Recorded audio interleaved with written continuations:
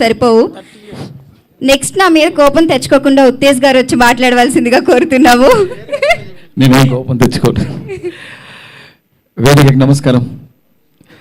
వేదిక చాలా బాగుంది. ప్రపంచం గర్వించదగ్గ బ్రహ్మానందం గారు ఒకవైపు, భారతదేశం గర్వించదగ్గ ప్రగతి గారు ఒకవైపు, సంయుక్త రాష్ట్రాలు గర్వించదగ్గ రామకృష్ణరాజు గారు ఒకవైపు, అలాగే ఎల్బి అన్న, బాబుమోహన్ అన్న, ఇంత పెద్దవాళ్ళు అందరూ ఉన్నారు. మా అదృష్టం ఏంటంటే రఘుబాబు అన్నయ్య, మాలాంటి వాళ్ళ పృథ్వీ లాంటి వాళ్ళ అదృష్టం ఏంటంటే, మీకు లేని ఒక అదృష్టం ఏంటంటే బ్రహ్మానందం అన్నయ్యతో మేము పర్సనల్గా గడుపుతాం, పర్సనల్గా మాట్లాడతాం, పర్సనల్గా ఉంటాం. రంగమార్తాండ అనే సినిమాలో బ్రహ్మానందం అన్నయ్యలో మీరు ఒక 5% మాత్రమే చూశారు. అంత ఫిలాసఫర్ బ్రహ్మానందం అన్నయ్య. అన్నయ్య దగ్గర కూర్చుంటే ఒక లెక్చరర్ దగ్గర కూర్చున్నట్టుంటుంది, ఒక ముని దగ్గర కూర్చున్నట్టుంటుంది, ఒక యోగి దగ్గర కూర్చున్నట్టుంటుంది. అలా అనర్గళంగా భాగవతం గురించి, రామాయణం గురించి, భారతం గురించి, వేమన సుమతి శతకాల గురించి, కవిత్వం గురించి, సాహిత్యం గురించి, మధ్యతరగతి జీవితాల గురించి, పెంపకాల గురించి, పంపకాల గురించి, పెళ్ళిళ్ళ గురించి, ప్రపంచం గురించి, రాజకీయాల గురించి, వాట్ నాట్, ఎవ్రీథింగ్ ఒక అద్భుతంగా అలవోకగా అలా మనతో మాట్లాడేస్తూ ఉంటారు.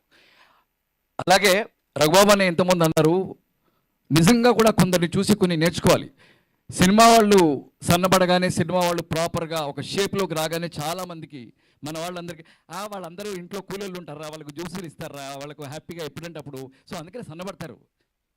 జ్యూస్ ఇస్తే 6 ప్యాక్ రాదు, పనమ్మాయొచ్చు గ్లాస్ ఇస్తే 6 ప్యాక్ రాదు, కష్టపడాలి. అలాగే 70 అని రాశారు, చూసావా? 70 కాదు అది. చిరంజీవి గారు అలాగే 45లో స్విచ్ ఆఫ్ చేశారు, ఈయన 35లో స్విచ్ ఆఫ్ చేశారు.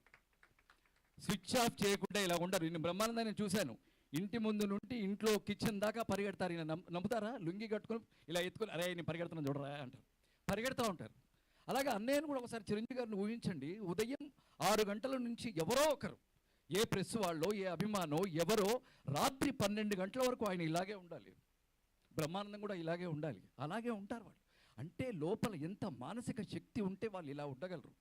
మామూలు విషయం కాదు ఇది. ఎందుకంటే ఎన్నో కెమెరాలు, 100 కెమెరాలు వాళ్ళ మీద ఉంటాయి. చిరంజీవి గారిని మనం ఊహించగలమబ్బా, కాళ్ళు ఆగుతుందిరా, నడుము వస్తుందిరా అనలేరు. పైగా వీళ్ళిద్దరి గొప్ప విషయం ఏంటంటే, రామ్ చరణ్ని లేపడానికి చిరంజీవి గారు ఉన్నారు, అరే ఎక్సర్సైజ్ చేయని.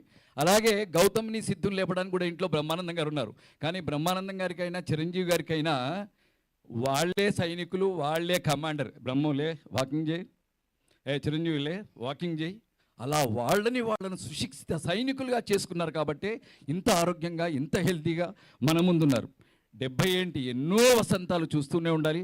అలాగే ఇక్కడ ఈ మహానుభావుడు గురించి చెప్పాలన్నయ్య, నేను ముఖ్య సరస్వతి అని షాక్ అయ్యానండి రఘురామకృష్ణ చూసి.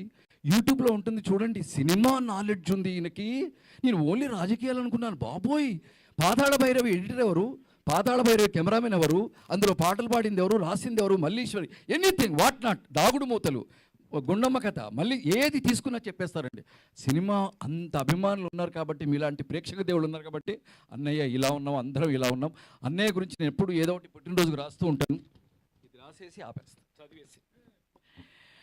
వందే హాస్యప్రియం బ్రహ్మానందం, వెండితెరల సాక్షిగా గుండెని నవ్విస్తున్నావు, సంతోషాలను ఇస్తున్నావు, ఉల్లాసాలను ఇస్తున్నావు, ఊరటనిస్తున్నావు, ఆరోగ్యాలను ఇస్తున్నావు, ఆనందాలను ఇస్తున్నావు.